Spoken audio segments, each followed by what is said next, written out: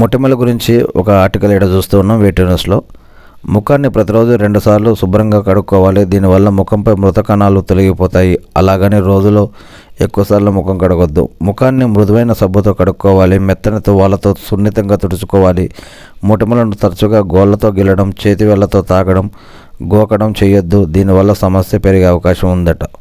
మొటిమల సమస్య మరీ ఎక్కువగా ఉన్నప్పుడు ఫౌండేషన్ పౌడర్ అద్దుకోవడం మంచిది. ఒకవేళ ఫౌండేషన్ వేసుకుంటే రాత్రిపూట పూర్తిగా క్లీన్ చేసుకోవాలట. వారానికి 2 రోజులు షాంపూతో తలస్నానం చేయాలి.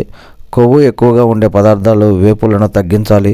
తాజా పండ్లు, కూరగాయలు తినాలి. చక్కెర ఎక్కువగా ఉండే పదార్థాలకు, పాల ఉత్పత్తులకు దూరంగా ఉండాలట. ఒత్తిడి వల్ల మొటిమల సమస్య పెరిగే అవకాశం ఉంది. అందుకే రోజు వ్యాయామం, యోగా, ధ్యానం ఇలాంటివి మంచిదట. ఇవన్నీ కూడా మనం వెయిట్ న్యూస్ నుంచి తీసుకున్నవి ఫ్రెండ్స్.